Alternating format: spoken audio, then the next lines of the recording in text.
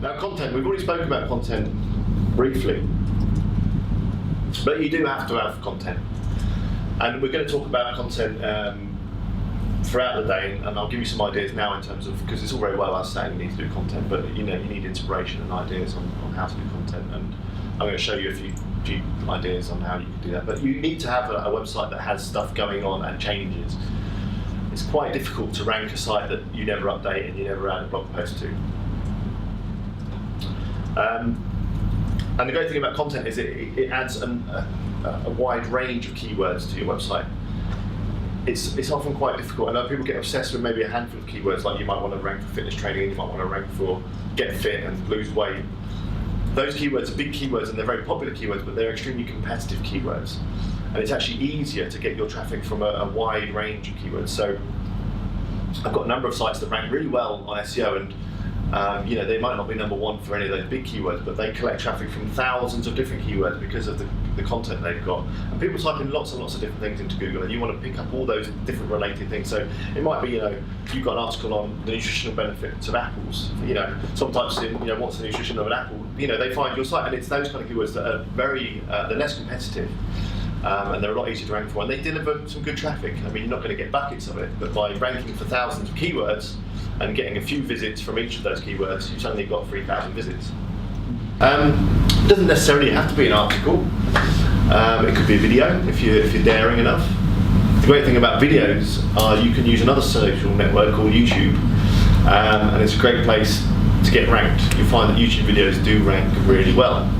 So when someone does a search for how to lose weight fast and you've got your video on it, there's a good chance that your YouTube video may rank way above your website. But of course, on your video, you can make sure that you watermark it with your URL in the corner or whatever when you're video editing, and obviously put a link in the description. And video is a very, very powerful way of getting ranked to produce content. It does take a little bit of effort sometimes.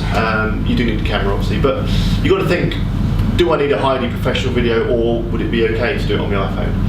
For you, it may be okay to do it on your iPhone. It could be you out in the field doing some tips or tricks, or just talking into the camera, as long as it's something. Actually, go to the studio tomorrow to go and do some videos. Okay. Yeah, some exercise how-to videos. Tomorrow. And we've already said, how to wrap up a present. I don't know. There could be ideas for all of your businesses possibly. Yeah. How to fold a sheet. Yeah, I was going to say there's not much form one, to be honest. You can do that. You can fold a t-shirt. Origami. 2 seconds. That one. Origami. Napkin origami. Yeah. You could do that. There's always but a how-to YouTube video. is like certainly one of the top 5 search engines. It's the second search engine after Google. I was going to say second because that's what we told you today, but it's a massive, massive arena. We're not really talking about today. No, it's difficult because video is not always accessible. But if it is, I would recommend that you get a YouTube channel up and you get uploading. But you don't have to do it as a video. You can do it as still shots. It could be a still shot. It could be a screen share. It could be a PowerPoint that you record. It could be anything. It could be a video. Other ideas for content are things like to do a review of a product or of something that's related to your business. For the fitness, it could be the review of a new kettlebell or a new trainer or a new pair of shorts. I don't know. There must be something you can review. Or a new fitness drink or whatever. I don't know. There must be something that you could, either positively or negatively. It doesn't really matter. As long as it's honest. Other things that are quite easy to put together are things like lists.